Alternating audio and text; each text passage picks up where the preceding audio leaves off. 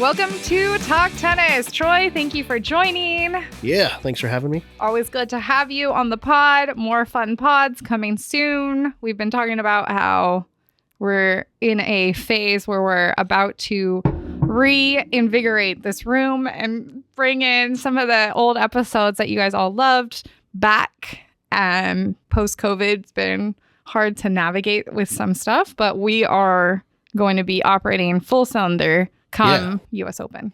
And we'll be able to have more people on yes. the pod and more play testers. It'll be a party. Play tester picks, party, all the things. Big Booty Friday. Hey, you know. And when I say booty, I mean shoe booty. Right? BOOTIE. Oh, the conversations that we have some days. You have to define the word BOOTIE. They're probably thinking like, what the hell are you talking about? Big Booty Fridays. Big Booty Friday. Okay. It's a playlist, all right, guys. It's a playlist. Okay, it is a playlist. And we love it. It's such a good mix of music. Like if anyone out there loves just good vibes and jams, and especially if you play tennis and listen to music. I'm doing cardio tennis Friday, and I'm using the big booty playlist. Yeah, it's good. You've been doing the cardio tennis on Fridays? I've been changing it up every week, but this week it's Friday, so it's gonna be a party. Hey, you know, that's right. So, speaking of booties, let's talk about something. Let's talk about some of the newer shoes with booty construction. Yeah, that's what I was going to say. Shoes with booty. But I did actually have this conversation about booties with someone last Friday.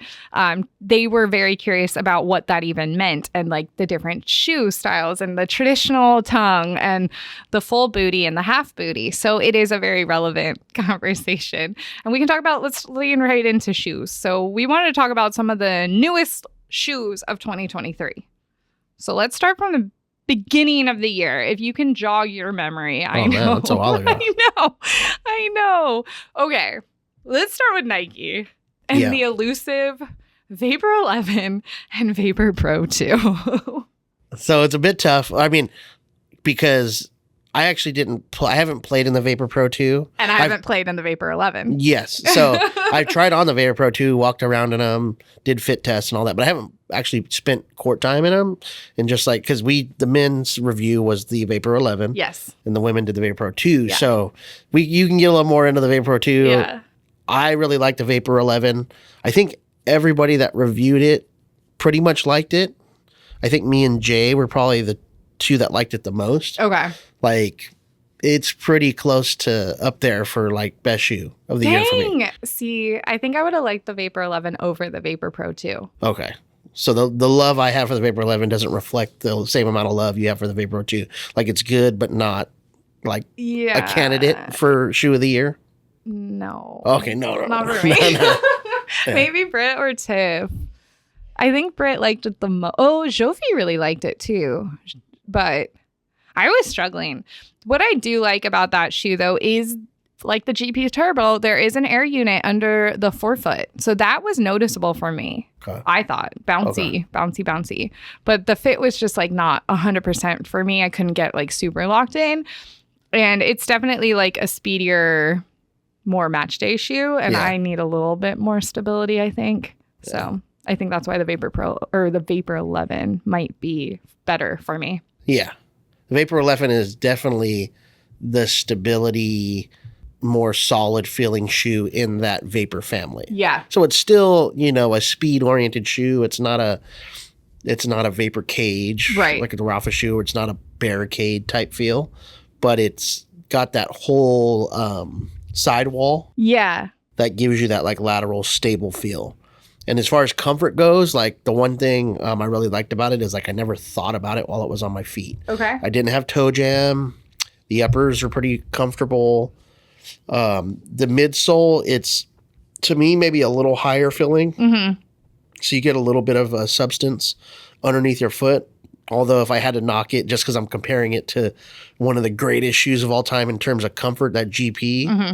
that's like got that full length Strobel underneath. Strobel. It's just so soft, plush, bouncy, responsive. Yeah. This one's a little firmer. Okay. Which some people might like that because some people the GP is probably too much. Right. But What about the traction? Because I was just confirming it's the same outsole pattern on the Vapor Pro As 2 the and React? the Vapor 11, the Vapor Pro Oh. 2. And I kind of struggled with traction on the Vapor Pro 2. oh, really? Yeah. No, I thought it was good. was good? Okay. Yeah, and it has a little bit of give, so I think Yeah. sliders will like that. I'm I not don't slide, sliding, yeah. but I thought traction was good. I never really had to think about it, and yeah, it was good. I think the pattern kind of that different design they're using, that data informed, started with the React. It did. Yeah, Yeah. And did you like the traction on that shoe when you tested it? I liked it. And like, I remember that shoe not having the best durability. Uh-huh. So the durability the traction wore down as the durability went down. But yeah, I didn't have a problem with that. Okay. Yeah, I like the balance. It's not like too sticky because I don't like that either. Like when you try to plant and the shoe grabs too much because it kind of almost gives you that feeling of rolling. Yeah. Yeah, the Vapor 11's a top for me. Okay. I mean, I think the Vapor Pro 2 is a good option, especially for like match day players looking for that match day shoe. It's something that across the board we all agreed with. It's just hard to lock your heel completely in there. Yeah. And then obviously anyone with wider feet, even the wide model, which I think is only on the women's side right now, is still a little narrow. Because Tiff did try it and it wasn't super noticeable. But it's for sure, like both of them take color so well, I think. And they look really cool. And I just feel like the more they wear down, it started to become like a little more, they just kept opening up. So it just didn't feel as supportive. Yeah. So.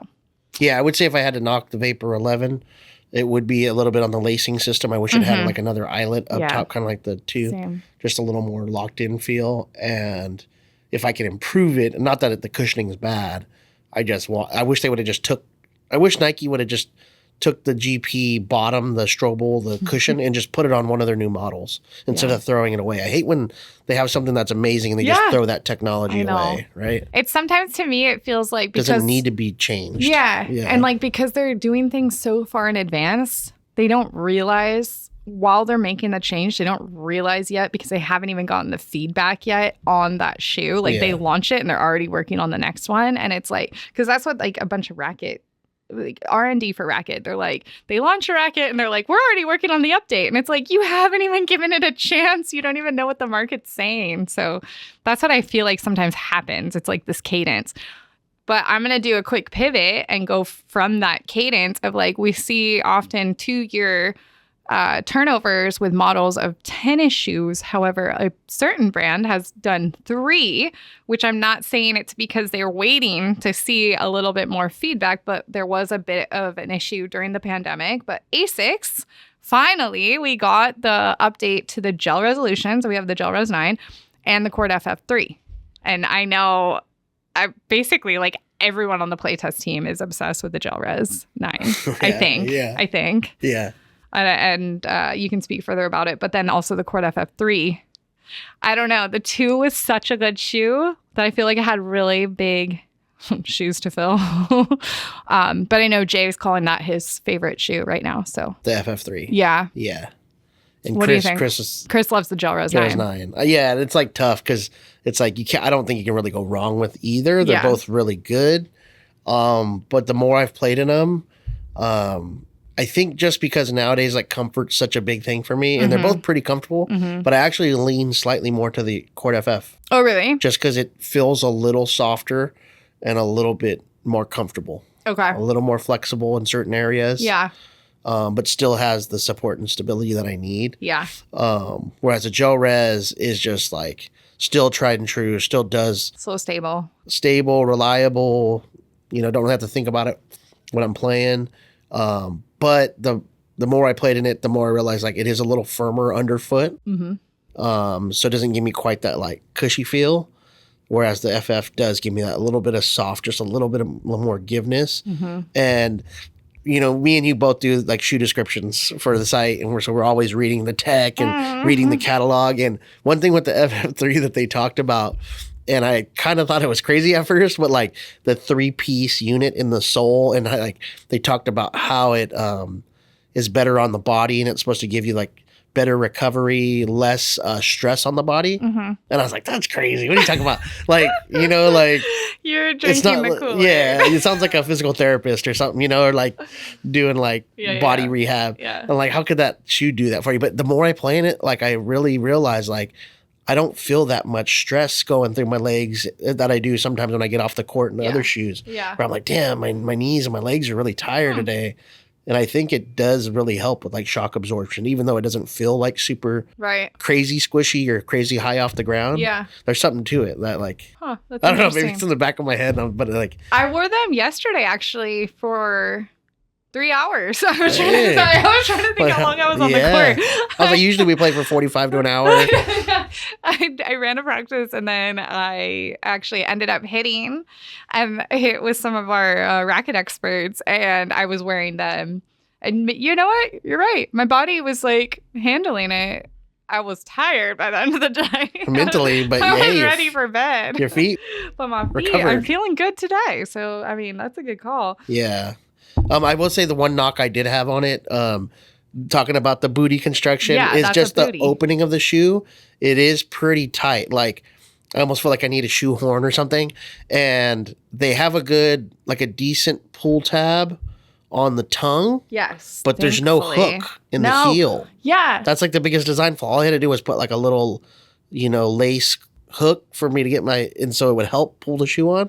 And it's a little difficult to get on. So Which, like, we can pivot straight from there. It's like pick the thing and then go to the next thing. Adidas Supersonic.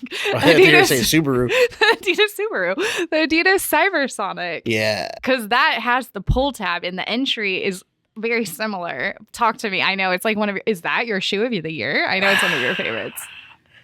It's up there. We've been It's fighting. up there. I don't know if I have a clear-cut winner. We've been but- fighting with Chris because he doesn't love that shoe. And we don't know why. No, I just yeah, kidding. we don't know why because, well, Troy loves it. Tiffany loves it. I love it too. I don't know. I have a really hard time committing in general to. I think one of the things for Chris he talked about was like it didn't feel like, even though it's a more speed-oriented shoe, he didn't feel like it had like that good heel to toe Yeah. kind of thing. He felt like it was kind of slappy and like in certain ways. I don't think it fit his foot 100% like Yeah. the way he would prefer, but he has a But- very narrow feet. His feet are narrow. I really like that shoe a lot too. As far as like the upper, that like sleeve that's inside there, it's kind of like a stretchy neoprene. It just feels so good. Like you slipping your foot in there. It contoured my foot really, really well. I was in between sizes. So the first time I tried it, I had a 9.5 and it was like really tight. And it was almost so tight that like, I was like, I don't want to keep going with the 9.5 because I'm not going to enjoy the shoe if it's kind of cramping me like that. Oh, yeah. So I went to a 10 and then I had no problems after Okay. that with the fit. I like that shoe a lot. Definitely like it, in my opinion, more than the Ubersonic 4 because it's still that speedy profile. It's a little bit heavier than the Uber, but it's heavier in a good way for me that like sometimes those lightweight shoes, they cut down so much that it takes away from the cushion. It takes away from the stability, in my opinion, and support. Yeah. So I think it's that good balance. Overall, like I'm always looking for more and more cushion. It's a speed shoe, so it is kind of lower to the ground profile. Yeah. Although I do get better cushion than the Uber. So it's definitely one of my top shoes. I wish maybe it had a little bit more kind of a cushiony feel underfoot if I had my druthers, I guess is what we say sometimes in the review. But it's a good shoe, I thought, overall. Nice. Yeah. And I like the look of it. I mean, do too. some people don't like the rod, but I think it's a good looking shoe. Yeah. I think it does look nice. I think it's not getting as much attention on the women's side, which I kind of understand because to be completely honest, Adidas already makes like 2 really solid women's specific shoes. So it's hard to like not wear either an Avacort or the Stella Court and like go there because these are also already amazing options. And and on top of that, the price tag. And it's a little expensive. what, like $180? Yeah, it's expensive. Yeah. So I know that is one of the biggest things we got. Yeah. Feedback. We're like, okay, I'm not paying that. But it is like a premium shoe. I think it's a great shoe. Yeah. If I was like an Adidas sponsored player, it probably would be you my could pick. like that one. That would probably be my pick in the lineup. Yeah. And like obviously you can sometimes get great deals on the sales we have and stuff. Totally. Keep an But eye out. yeah, I really like that shoe. Price Nice. aside, I think it is a premium shoe. It's worth being in that higher category, but I think it's pretty solid. Nice. Another shoe that just came out, and we recently finished the play test. Actually, us, the women, more recently than the men, but the Mizuno Enforce Tour. Yeah, I have that on today. Oh, yeah, you do. These are, I kept calling them slippers. I mean, they're like, first of all, like Mizuno now, for me, goes hand in hand with comfort. And then, like, we've even heard they're always trying to be like light and comfortable and like win that race in that category. So these shoes, I know, like, I think no one had a problem with them, to be completely honest. I mean, maybe there was some some sizing issues on the women's side a little bit, but everyone like had a really good experience wearing them, which was nice. Yeah, they're great for comfort. These are the Enforce Tour. Yes. For being in that more like stability and durability silo. Yeah. Definitely one of the most comfortable in that group. I think they're personally more comfortable than the Gel Resolution. Yeah. A little softer. Yeah, softer for sure. Underfoot cushion's pretty decent. Not obviously GP Turbo. That's a broken record. But like no break in. Yeah. They fit. There's nothing rubbing or pinching. Mm-mm. There is room. So they're a little roomy. It is a wider fit. Generous fit. Yeah. But I think maybe that's a good thing for the market. Just because a lot of the shoes that we test, we get those people on YouTube or message boards. Yeah. I can't wear Nike. It's too narrow. It's too narrow. Well, this is a good shoe for you. I'm not saying it's like 2E crazy wide, but it's generous. Yeah. So those people out there that need that fit, it's fine. And for me, I can cinch them up and still feel pretty good in them. So overall, like I can throw these on any time and like just be comfortable. I agree. And I still get pretty good support. They were nice. I'm going to go into a shoe that I didn't love the update to. I'm sorry. Diadora Speed V-Icon 2. Did you test those? Did not. Tell us about it. Oh gosh. I didn't test the first one. I didn't test the first one either. Great. I struggled so hard with that shoe. So and I feel like I was like trying to analyze why. But if you remember, this V-Icon was like the first shoe coming out of the pandemic that like we got delivery of. We got to play test. Like, so it was like right before BNP. It was very exciting. It like came in that orange red for the women. I think the men too, maybe. And it was like perfect, except everyone was struggling with a part of the upper ripping, like right where the toe crease happens. Oh, yeah. And that was like the biggest issue. So I feel like they I feel like I've talked about this so many times. They corrected and added a solid durability piece right there. And that hit the edge of my forefoot, midfoot, whatever, right where my toes all come together, just in the worst way possible. And it took like a 2 to 3 week break-in before it felt good, which is unfortunate because nothing else changed. The comfort was still there. The durability is still there. They're so stable. They're so supportive. So that it just, for me, was a really long break-in period. It was kind of like and that's what this too. Yeah, it was kind of like that barricade break-in where you're like, okay, like just get through it.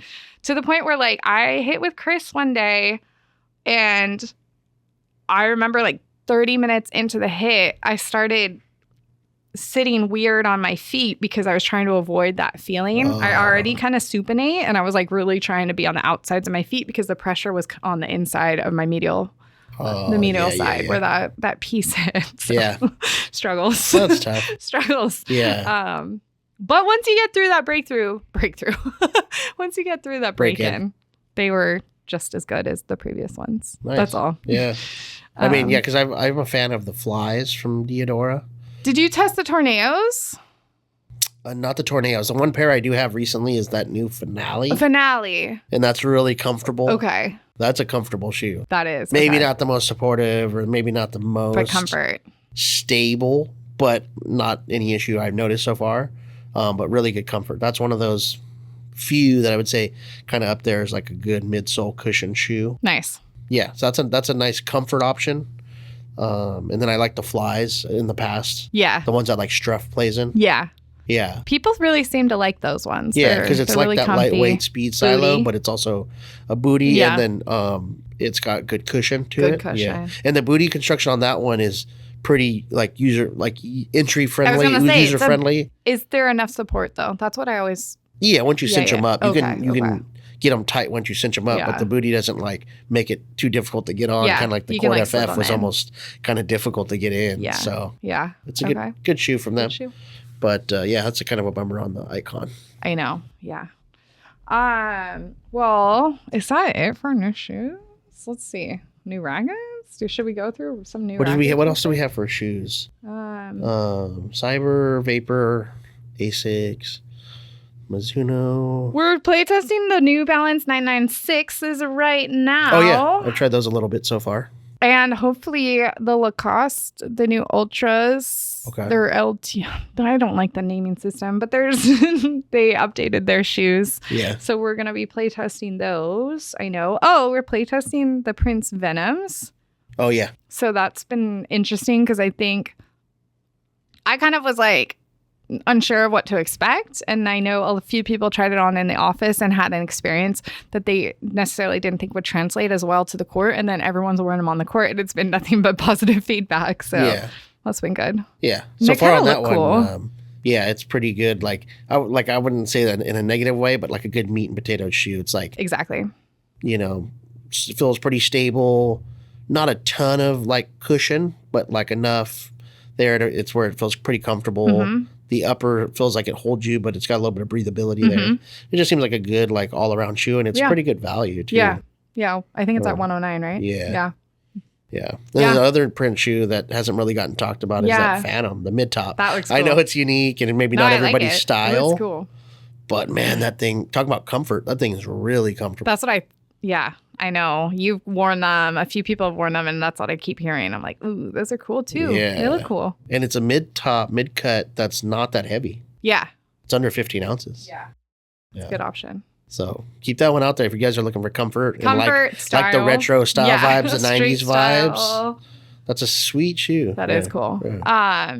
We'll give a quick little shout out. I recently got to wear some Rush Pros, the 4.0 from Wilson. And it's been a few minutes since I've worn Wilson shoes. A hot minute. A hot minute. And I honestly didn't want to like them for what. Well, here's the deal. They had that eyelid issue.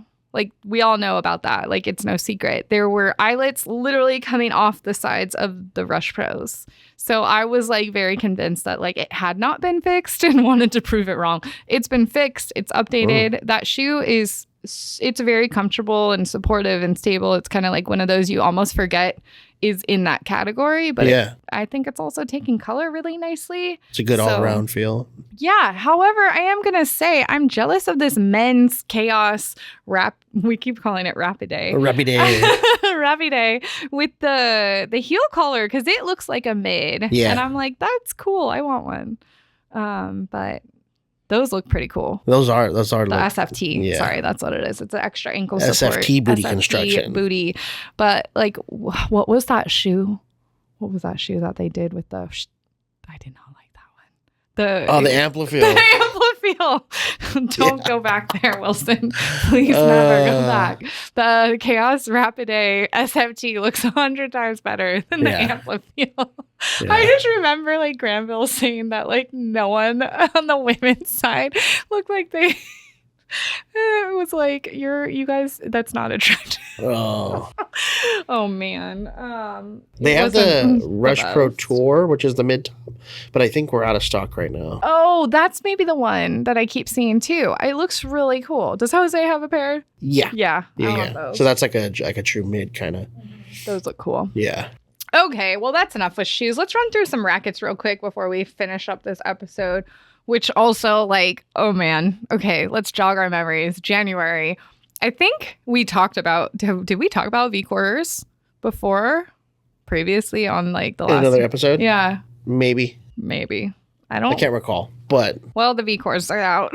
yeah, I mean, they've been very well liked. Yes, except by me.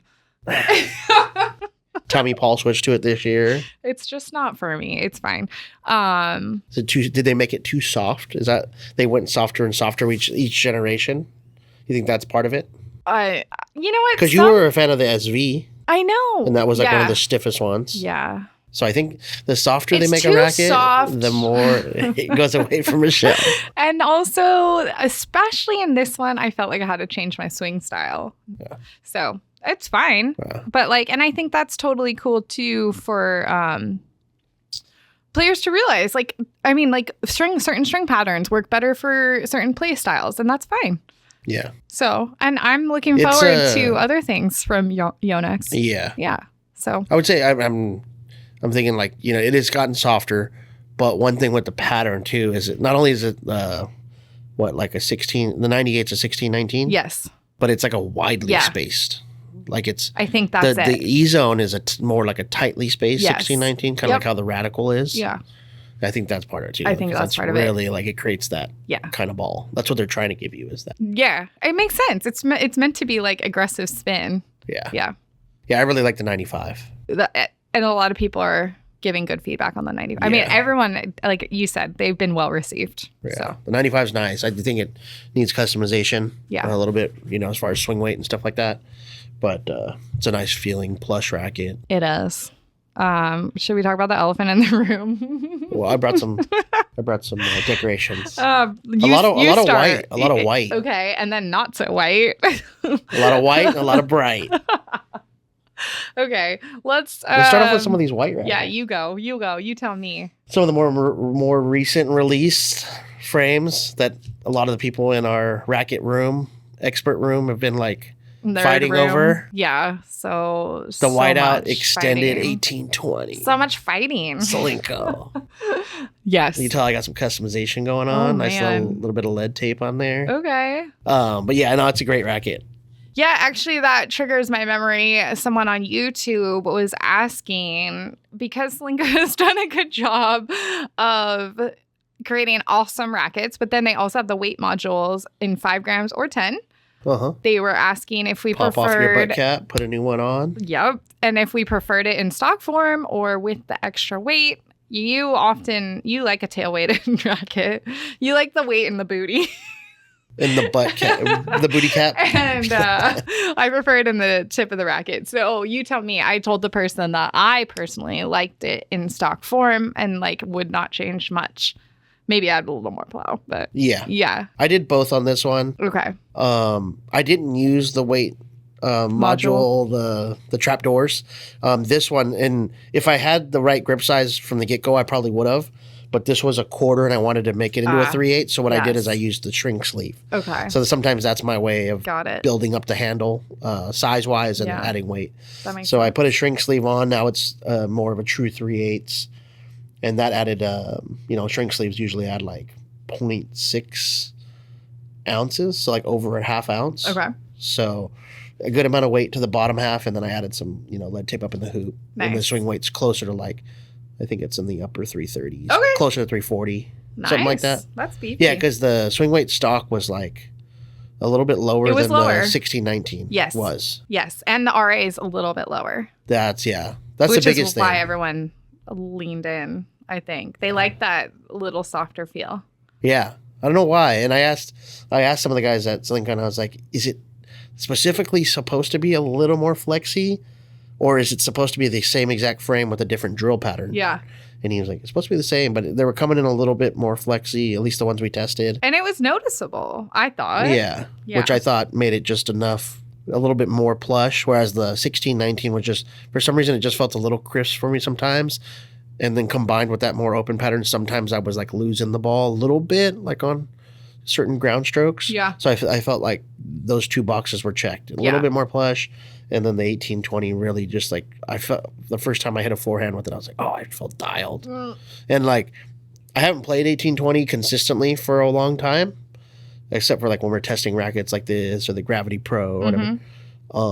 And so sometimes like when I hit the 1820s for a long period of time, I'm like, I'm not getting the launch angle, or I'm clipping the top of the net, and it kind of bothered me. But every time I hit with this, I didn't really notice the launch angle as like a bad thing. And I think we all agreed on that. It didn't feel too tight ever. Like no one felt limited in spin access. Like it was never like an issue. And maybe it's that little bit of extra length and that leverage you get, Yeah. like power. Yeah. But it just balanced out really well. So overall, it's, I don't know. I've used the E-Zone 98 Plus for so long, and I still really like that racket when I go back to it. Yeah. But this could be maybe my favorite extended racket out there. Nice. A top. A top pick, three. yeah. Top three. A couple other white what rackets else? Yeah, white out. Oh, that I really white like. out. A couple other white ones. Both Technofiber. I've liked these rackets since they came out. I really like the Technofiber rackets. Now I feel like they've just gotten better and better in these last couple of generations. They're just perfect as far as feel. I know Chris. So I had a TF40 315 and the T-Fight 315. So both the 315s, and customized them, at least the TF40 because it had such a low swing weight. That's what I was going to say. Because isn't the 305 actually coming in with a higher swing weight? Yeah. Yeah. Yeah. Do So you this not one's like, but this one has a different string pattern than the 305? no, I've tried both 16, Okay. 19. I just been hitting You just the like this 315 lately. Nice. It's just been feeling really good. I threw some head weight into it, kind of just threw tungsten all over the place. Yeah, it looks chunky. But it's up there in the like 330s now, Okay. where I was like, I think stock was like, this one was like low. 318 or 319, something. Yeah, So if you like that whippy feel as Yeah. a 315, swings really easy. that's good. Yeah. Yeah. And then if I want a little bit more boost in that power, I don't usually play like higher stiffness rackets, but this 315, we both tested it. I liked it. It's like a 69 RA Yeah. stiffness, but it doesn't necessarily feel like it. It feels Right. more like a, I don't know, 66 or something to me. It's a little bit more comfortable than I'd say the number would indicate, but it gives me that, compared to the TF40, it gives me more pop, a little bit more spin because it's got a little bit more spacing Mm-hmm. in the main string. So it's just easy power, easy spin. It's almost like a more comfortable, precise version of like a Babolat to me, like a That makes Arrow sense. or a Drive, Yeah. Pure Drive. But yeah, both of those are really fun to hit with. Nice. Yeah, like in Technofibers.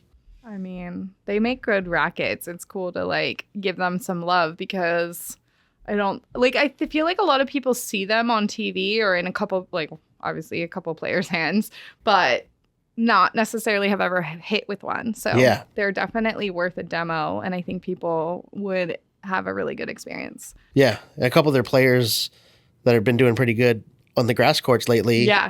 Rindernish, Yes. the French guy, done some content with us. Uh-huh. And then another one that I really like that I watch practice at BMP is Greek Spur. Oh, okay. Yeah. Talon Greek Spur. Yeah. He's from the Netherlands. Okay. He uses them T-Fight. too. Nice. So I've been watching them on TV with those. I'm like, That's cool. I'm going to go hit Technofiber.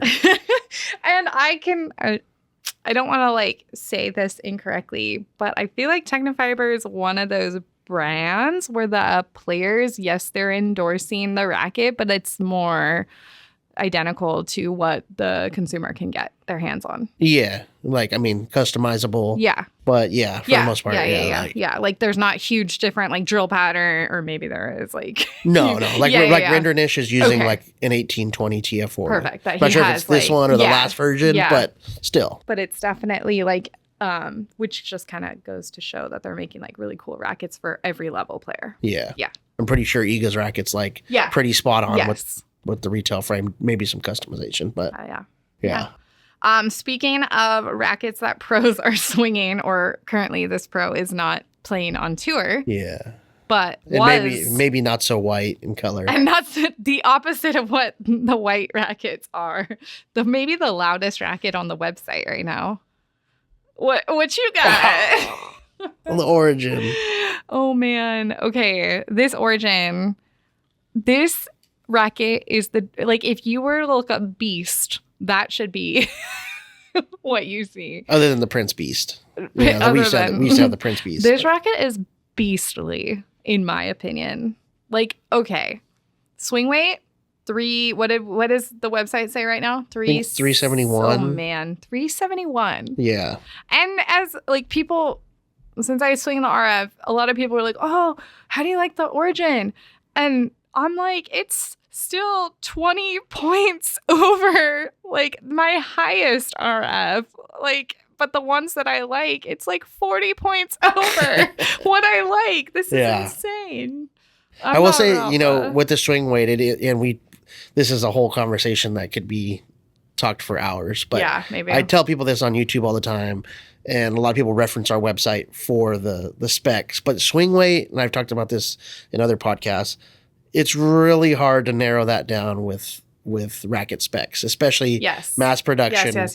So if you go in the warehouse yes, and you pick out 20 rackets, you're going to find fluctuations. Yeah, So, you're going to find fluctuation. and we have done we haven't done a ton of like match rackets on these because I don't think a lot of people are buying a multiple or switching to them as like a regular racket. But a lot of people have bought these, and we've done a couple where we measured, and there are some swing weights that we're finding in stock that will vary, and so not all of them are in the 370 range. We found some quite a bit lower. Yeah. So keep that in mind. If if you were serious about buying one of these, you really want to know the spec. The only way to for sure get that swing weight dialed is if you use our racket customization, our MRT matching racket or custom service. Then you can do that through our Racket Expert line and whatnot. This one here, I believe the last time I measured the swing weight was like 367. I was going to say. So it's not that high. It's only 367. It's only 367. It's sub 370. But it's a high swing weight racket. But one thing I did do, I did customize this one. I added weight in the handle to get the balance, try to make it more like an RF balance. Okay. So I think strung the balance, because on our website, it's like right under 3. It's like 2.5. I don't know. It's like pretty low balance, close to even. Yeah. I think this one's like 7 points. Okay. There you go. So I added quite a bit of tungsten, which brings the static weight up to like 12.6. Oh, dang. Okay. Strung. So yeah, this could go. So, but it does help. I thought after doing that, it a little more maneuverable. It felt, more like a racket that I've tested, not something crazy out of spec. But, oh my gosh. It's just for me a fun racket to hit, and to this date I haven't hit a Babolat that's felt this solid. Like I've tried some of the older, when we tested the Pure Strikes, the Tour and the 1820, and some of the older Strike Tour. Some of those pretty solid, have high swing weights, but this is just. It's a really unique feel, and like for me, it's just fun to play with. Like it just gives me like this like newfound like fun when I go out and hit. Yeah. Yeah, maybe I'm not supposed to be playing with the 370, but like I can hit my forehand really well with it. Maybe not. I don't know for how long. But I'm not out there grinding playing. Long sets at tournaments and stuff like that. I'm just hitting for fun most of the time and testing stuff. And it just feels so great on the forehand. I can just whip it, that lefty spin. And then on the slice, it's solid. It's a really fun racket for me to play with. For sure. I know you've really liked it. I think you're the play tester who's played with it the most since we finished the review. And I think I'm the one that's played with it the least. And then Chris and Booney are like in between. Yeah. But it is definitely unique. It's worth demoing for sure too. Have you hit at all with the human version of that? Like the non-Origin? Oh, just the Rafa? Uh-huh. A little bit. And how does that play compare? Well, obviously it's like lower and everything. But like how does the feel compare? Same feel or... Not quite as plush because you don't have that mass amount of graphite up in the hoop to really absorb the ball. So it doesn't feel quite as plush as this one does. I'm not saying this is, I wouldn't say this is like an arm-friendly racket by any means. It just, because there's so much graphite in the hoop or in the frame, it seems to absorb the ball really well and the shock. Yeah. So that one's a little crisper, you can tell it's not quite as solid. And then the other noticeable thing I found, the lighter version, the Rafa non-Origin, has a more open pattern. It's a different string pattern. It's the same 1619. It's more openly spaced.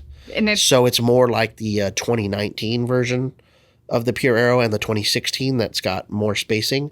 Whereas this one, which also is another reason why I think I like it, because I feel the ball a little more. It's got that more older Babolat Aero spacing where it's like a more dense 1619. That's cool. That's cool. Nice. Yeah. Cool. Yeah, I mean, I wouldn't say it's a racket I've been hitting the most lately. Yeah. I don't know if I can call it my racket of choice. I think. Yeah. Okay. If I let's went go down, top 3. Where are you at right now? Oh, as far as rackets. Yeah. I mean, I'd probably put that in there just because I've been hitting with it so much. But that I really like the Whiteout XTD. Okay. And I mean, in this room, I'd probably go TF40. I'd probably go TF40. Rafa Origin and the Whiteout XTD 1820. Nice. Yeah, that's such an interesting, like eclectic mix. That's pretty. I mean, they're all pretty different, right? I would say much closer here with the Whiteout and the TF40, other than string pattern. But they're pretty close in stiffness, same head size, beam width. I'd say those and like interchangeable. I actually played like some sets of doubles over this past weekend at a country club. And the racket I used the most was the TF40. Oh, nice. It's more close to what I used in the past, whether it was like VCore Pro. Got it. kind of like an EZone 98, a little more traditional beam. But Yeah. I'd say those two aren't crazy off other than pattern and a little bit of length. Yeah. But this is just like my guilty pleasure kind yeah. of thing. Yeah. But I would say, like, if I did go into the warehouse and go through our stock and did the MRT service, if I could find a couple that were like maybe closer to like a 350 swing weight, Yeah. which who knows, maybe yeah. I could, Yeah. strung. Yeah. I think I could like actually use it as like That's not crazy. a daily driver, or like Yeah. No, totally. yeah. Yeah. That's how much I like it. Yeah. It kind of like, watch. you know, that connection you have like with Roger when you I mean, I you know. play with the Roger. It kind of there's something there in your You head. feel like, yeah. Like I kind of get that. Like Exactly. it kind of brought back my like love and You know, like that, start wearing a bandana, break out the khakis. Whatever he does. Right. Like, oh, sorry, lefty. It's the lefties. Yeah. Yeah. especially since he isn't playing on the tour right now. Yeah. I feel like Now you're someone's even- got to rep for him. Right? Someone. No, it's a fun racket for Yeah. sure. What else? Was there? I mean, We talked about shoes, We've talked about shoes. rackets, any accessory strings. I mean, there's so many strings, which is so crazy to me because there's been a lot of new strings. And like, we've talked about this before. Strings don't get replaced, but they keep coming into the market. Yeah, I mean, just. What's your favorite strings right now? Oh my gosh. I feel like I've been testing so many strings. I am going to give a shout out because I think this is cool and I know there's other companies doing it, but Luxe Eco Power, and then there's another Eco string that I actually hit with yesterday for a good amount of time. It's pretty cool to be making strings out of recycled materials, and hopefully we're going to get her on the podcast. But Joanne, who spearheads a lot of this R&D with Luxlon, she is awesome and like really fun to talk to. So, and it's also really cool to just, as a female in the industry, like hear a female like leading the way in strings of all things. So give shout out for that. And plus the color's really cool. But also like testing Yonex Polytour Air, which is like one of the softest strings right now. Which like, so I've been playing around with it in stiff rackets, high tensions, low tensions, all the things. Did you go past 80 pounds? No, but Jada put it at 48 in my racket the first time. And I was like, this must be a mistake. No, I've been testing in a few different rackets, which has been fun. And then what else? What else is, I mean, I feel like there's been Razor Soft. Razor Soft, which it's a little bit not soft. An anomaly. We don't love the name, but. Well, I mean, look at something like 4G Soft. It's like one of the stiffest strings out there. It's just, they wanted to make a little different version of it. Yeah, Razor Soft. We've been getting lots of questions on Razor Soft. So I think hopefully maybe we'll do a deep dive pod once we're ready and able to into like some Razor Soft and other strings that play like it, and maybe even compare it to a lot of strings that you guys have been asking us to compare it to. And then even like Head has, what is it? Hawk Power. That's been a big one this year. I love the color of that string. The color is awesome, and it's made in the US, and they've had some hiccups in the production, but like despite all that, it's doing really well. Plus Head Spin Squared. Yeah. Which is a hybrid exclusive to Tennis Warehouse. It's a poly hybrid, which is cool. Yeah. I think my favorite head's still the Champagne. Exactly. The Lynx Tour. Like, it's right? hard. It's such a good string. Yeah. And like we all love it. Yeah. So I mean, that's a great string right there. great string. I mean, that and Hyper G are like the two fallbacks. Yes. Like those a lot. We've been trying some Solinco I prototypes was just lately. I gonna won't say any I don't know if we're allowed to names, talk about it. Okay. but say prototypes anything. that may be coming. Yeah. That's been fun. And like just put it out there. Eventually we would like to get someone from Solinco on the podcast because they have such a cool team and they're very well spoken and they make products that we love. Yeah. That'd be dope. Yeah. What else? Are there any other strings that you can think of? String, new stuff. We're mostly playing polys, obviously. I will say this is something that I was talking to my buddy Jose that I hit with lately, and I don't know if it's your influence of like me. Like when I'm stringing the playtest rackets. Oh, and like lately, sometimes I'll go a little higher because like we try to pick a tension that like works for the four players that are on the test, right? Usually our go-to is like 52. We strung this racket. Thanks for watching the Tennis Warehouse review. We strung it at about 52 pounds. We say that like every time because we do. We string a lot of the rackets like 52 string a lot of rackets at 52. or 53 is kind of like our. We break the middle our because you guys little- like 48. I like 56. Yeah. Mhm. But lately, like sometimes people like I'll string the racket and they're like, oh, it feels bagged out. Like after like 2 hits, I'm like, okay, it feels bagged out. I'm gonna string it at 57. See what happens. Now how's it feel? So now, anyways, all I'm getting at is like lately I feel like my preference or my palate is like liking a little firmer string bed. With what? Any string? Or Like a most of my softer poly, string? like most of my Okay. polys. Interesting. Like I think I've like kind of convinced myself like, oh, go up. It's like the voice and Michelle, string it higher, string it higher, String it string it higher. higher. String it higher. Yeah, so I've been stringing. I think for rackets like mine lately, I've been stringing at like 52 for Oh. my racket, and I'm usually at like 47. Yeah. I think I'm just getting used to like kind of that feeling of the string The bed, board. The board feeling. what we're testing. So I just No, yeah. You like what you like. That's all I got. That's all I got. Yeah. I don't know. And also like I'm convinced that I just have no feeling left in my arm, so it's fine. maybe it's that. Yeah. What about gauge? Have you changed at all? I usually go for like a 17 or 16L or So it depends a on the thinner. string pattern. Yeah. Usually open patterns, I like the thick ones. Like 16 is usually if it's a openly like on this TF40 315, I go 16 gauge Hyper G. Okay.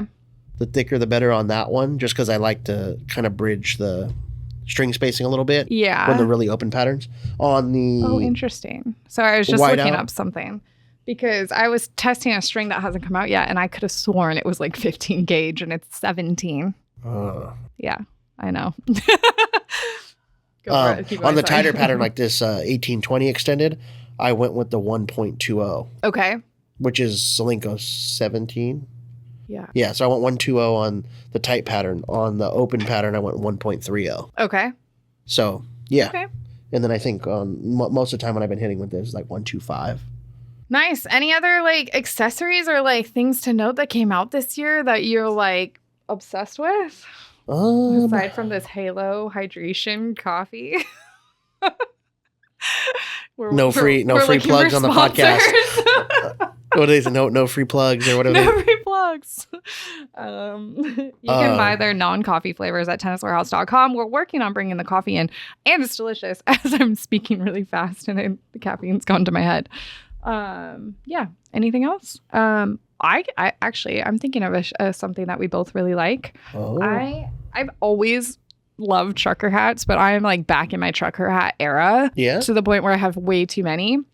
But Ace the Moon, Oh yeah. they make some really cool trucker hats, and I Yeah. know you have one. Third gear is pretty cool. Yeah, I'm obsessed. And I know, shout out to Bethany Maddox Sands. She's been rocking trucker hats on the court this year. Not Ace the Moon. I think she needs to check out Ace the Moon. But those are fun. And I could go every day. I have at least enough that I could wear a different one every day. Yeah. Yeah. I'm just back. I mean, it's just like, it's my vibe. You got any Dodger trucker hats? None. I have the 47 Dodger hats. Like the dad style hat. Maybe I need one. Actually, oh gosh. I have such an old school from when I was little Dodger hat with like the flat brim. Oh, maybe one day. Maybe one day. Go Dodgers. But I love their hats, and they've got really fun stuff. What about Viore? Are you wearing Viore right now? I wear their shorts a lot. Okay, I was like, Yeah. are you one of them? I like their shorts. There's a lot of I've never Viore. tried the joggers. Haven't tried any of their tops. I just Yeah. like their shorts. I've never worn a single Viore piece, Oh. but I know it's trending in this building. Yeah. Everyone's loving it. But I usually get mine from runningwarehouse.com. Oh, they carry more. They have The different shorters. styles, different cuts. The shorter shorts. Yeah, like the 5-inch inseam versus the 7. Yeah. Interesting. Yeah, so I like the variety they have over there. Okay, So I have to okay. go over to different cell system and be like, hey, can you give me Running Warehouse? No, it's hard to. I'm glad I don't have that on my laptop because then I'd be shopping all day. Yeah. Yeah. I got a couple apparel items off our site, Bjorn Borg shorts, Okay. and they were really nice. Nice. Yeah. And then I should give a shout out. We just brought in a new apparel brand that makes really awesome leggings and a skirt. and I'm going to probably mispronounce it. It's like Henri. It's spelled ONRE. ON''RE. So when I hear that, or I say Henri, it reminds me of Monica Seles' Grunch, which I don't think you were a tennis fan back then. But Henri. It was like Henri. Okay. Anyways, When I hear that, I think of, what's that French? Was it a player or Henri Lecomte? Henri Lecomte. Yeah, I think of that. Yeah. But yeah, I was, I even told our running friends over at Running Warehouse that like their leggings are legit. Like you could run in them. So if ladies or men that have ladies in their life, if you're listening, they're specifically for tennis. So like everything's meant for a tennis ball, and they're really nice and like high quality, very high quality. Oh. Yeah. Pretty cool. Hey. Yeah. Anything real quick in the bag world? Because I'm a big bag fan. Man. Okay, so bags. Well, Tennis Warehouse, we're working on revitalizing our line of bags. It takes a minute though. Production and all that, timelines. But let's see. I got one of those. Sorry, I already had one, the older style, but the Wilson Roland Garros stuff. I like my older style, the brown one, but I got the one of the newer ones. I think that we have is we carry it, the white with the navy. Yes, backpack. Those are nice. They're nice. I like that stuff. It's so interesting because I feel like I kind of wish the racket brands would talk to each other because the consumers like something from Wilson, something from Yonex, something from Head, but like there's something missing in each one. Like even there was a comment on YouTube today about like, I love my Wilson bag, but it doesn't have pockets the way this Yonex bag has. Or like, I love my Head bag, but like you're Technofiber does this. Yeah, you're saying like if there was like, can we all just have a convention and make really good bags, and you guys can logo it however you want and design it, or like whoever designs for these companies. If there's one smart one out there, take in this feedback from like our message boards or our YouTube from all of the different brands, and then make the perfect one. And like, not to like be whatever, but that's kind of where the Tennis Warehouse duffel and the 6-pack come in. It's like the duffel literally is probably too big for most people, but it has everything that you could possibly want. It has so many pockets. It has like the different compartments that you can use or don't have to use. It's got the backpack straps. You can wear it over your shoulder. Anyways. And then like the 6-pack, it's like bigger than a 6-pack. But 6-pack size, but one thermal pocket, but shoe tunnel. So, see, now you got me talking about bags, and I'm like, what else? I'm definitely about the duffel style nowadays, right? Okay. Like how the look, it's definitely a look thing, right? Like you go to the BNP practice courts and you see the pro coaches, they have the duffel, the 2-handle racket sticking out. Right? Okay. And it's just like this whole swag Riz thing, you know? Riz, yes. I'm glad you said that. Like if you're like a pro player coach or like a hitting partner, you got the duffel, you got 2 racket handles sticking out, towel right over the shoulder, some Nike running shoes on, or some running shoes. Yeah. So I'm working on my Riz, and I am now carrying, I swiped the Solinco sample, the racket duffel bag. I'm obsessed. I am using that for my practices. And is there a slightly smaller one? Yes, too? I also have that if you want it. I'm not using that one. Mid-size. Okay, you can have that one. Okay. Because like my daily driver work bag is the Technofiber duffel, which is not big enough for rackets. But now I'm doing a little coaching, and I love the Solinco like full duffel that carries rackets, but it also is like this really nice material, but it's not too heavy. And the material is legit. It's like super strong, like a tarp, but it's like... It's so good. And I feel like because it's almost like weatherproof, Yeah. And it's black with the Solinco, and it's like, I mean, Solinco is pretty badass when it comes to like brands. And like, I feel like you have Riz if you're carrying a Solinco bag. Like you got the cool kid. And I got my trucker hat, my bubble braids, and I'm just living my best tennis life. Like, did she coach at a D1 college or something? Right? Right? No. Been there, done that. Yeah. But so, yeah, I'm here for those bags. I'm sure there's going to be more stuff. We go through waves and bags. And we're in a drought. Because I update the pro player gear on our site. I like the head bag that's all white. Like it's just like the tour team, but it's the white one. Yeah. Because they used to do that for like Novak or like a Wimbledon theme, but now it just seems like it's in the regular bags and it's just a clean. And I think Novak's endorsing it, right? Okay, Or yeah, not yeah. endorsing But I it, think but a lot he's of their actually using it. pro players Mhm. use like the couple. There's a couple different versions. And then if you don't like white, they have the black, which used to be like the gravity bags, but they're like all black pro duffel, or they might not even be the pro duffel. The naming on those are so confusing, but Yeah. it's a black bag and it's just really clean and big and nice. Yeah. Yeah, they make good bags. The naming, guys, hey, they know.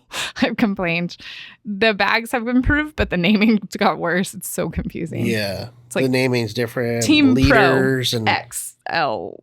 and then don't they do liters or Liters, something yeah. over in Europe? Or, But then there's like a backpack that's 28 liters, and then there's a backpack that's 30 liters. Like, yeah, I don't know. Make Why- it what's the make point it of- simple. 2 liter difference. And yeah, I don't know. I know. I'm sorry. We're not European, and we have the weird American stuff. But Yeah. Good stuff on the backside. I feel like there's probably something obvious that I'm not remembering, but we'll save that for another episode. Yeah. Yeah. Okay. Well, that's all. Thanks for listening. Tune in next time. Happy hitting. Bye. Thanks, guys.